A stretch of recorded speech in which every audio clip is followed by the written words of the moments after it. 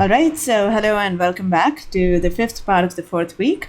This is going to be our first foray into an actual application of network flows with a problem that may or may not remind you of network flows per se, but it turns out that you can solve it nonetheless by reducing it to an instance of max flow. And this is called tuple selection, and it turns out that it's really a generalization of the bipartite matching problem, which you may have seen before.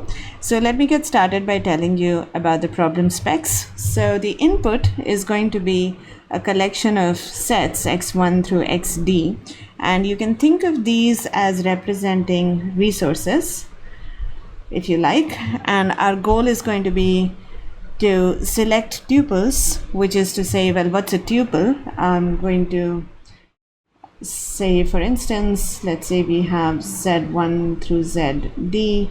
That's a tuple if z1 belongs to x1, z2 belongs to x2, and so on, and zd belongs to xd. Right? Maybe let's just do a super quick example just to be sure. So for instance, if x1 was the set ABC, x2 was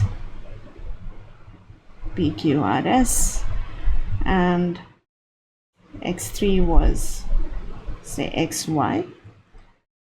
And so we're saying here that D is 3, then a valid tuple would be something like AQY, for instance, or CPX, and so on. So you're basically choosing one element from each set to form a tuple. What you cannot do is pick multiple elements from a single set for one tuple. You also cannot drop any set. The tuple has to be complete. So just think of it as you could think of it as a vector with d coordinates, and the ith coordinate is an element from xi. That's how you could interpret a single tuple. But we want to select largest collection of d tuples. So we want to choose multiple d tuples.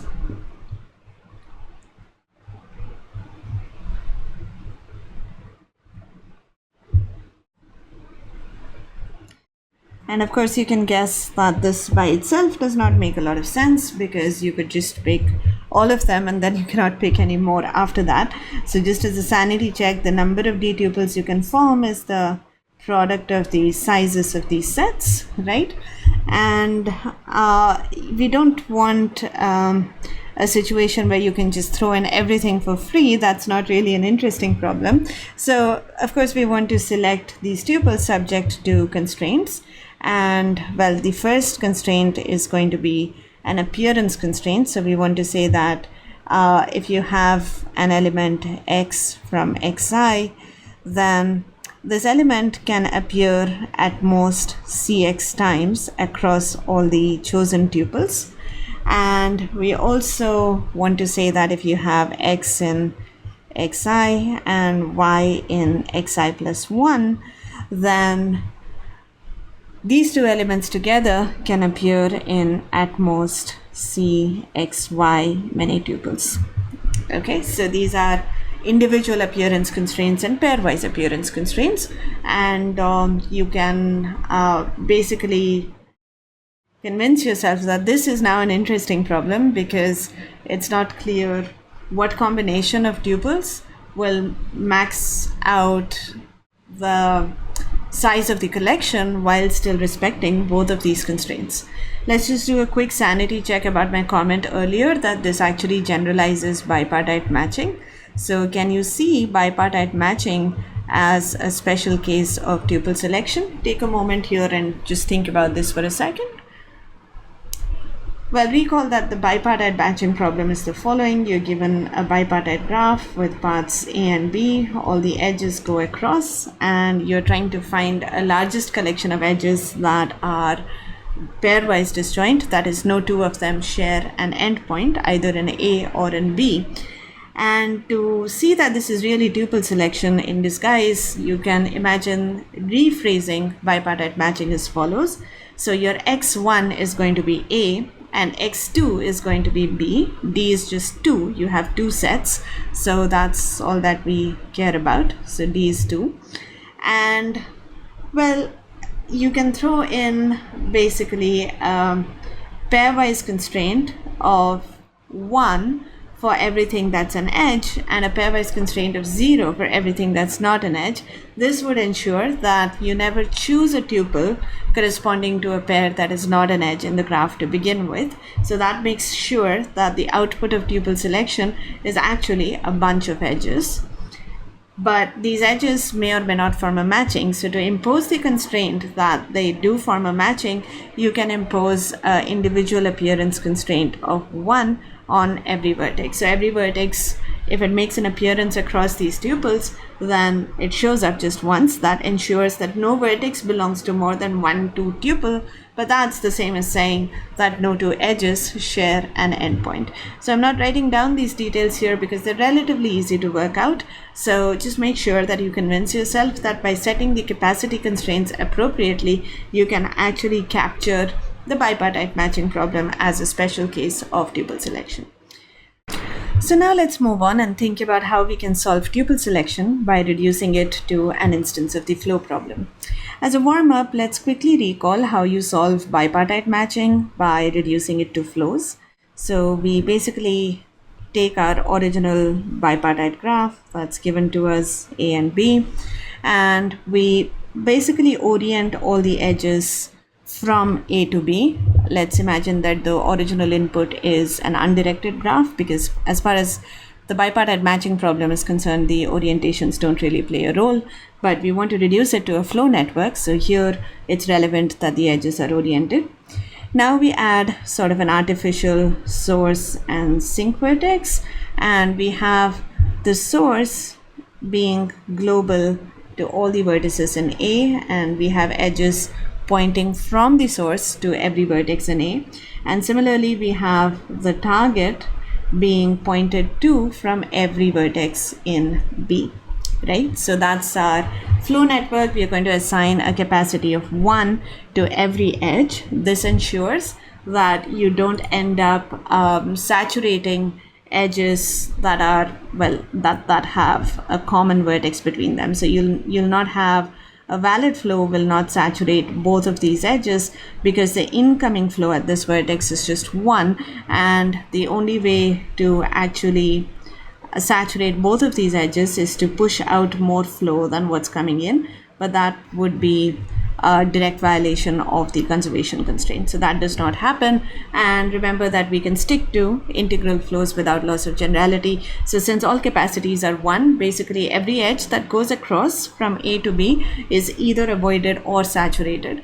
And like we just argued, all these saturated edges must form a matching, and it's fairly straightforward to check that a max flow will actually give you a maximum matching, and vice versa. You can start off with a maximum matching and convert it into a max flow as well.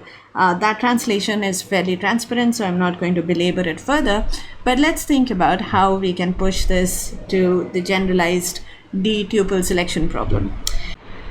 Now, it turns out that for modeling tuple selection, it will be convenient if we can also have capacity constraints on vertices. So what do I mean by this? If I say that the capacity of a vertex is, let's say 5, for instance, that's just a limit on how much flow can be routed through the vertex V. So you look at all the incoming flow that's coming to V. And of course, by conservation, that's all the flow that's going out as well. And we want to say that this quantity is going to be at most 5. Now, can we also include capacity constraints on vertices into our original flow problem?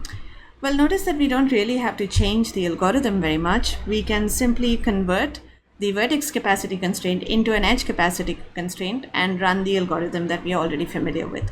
So how do we do this? Maybe spend a minute here to take a guess as I prepare to explain this further.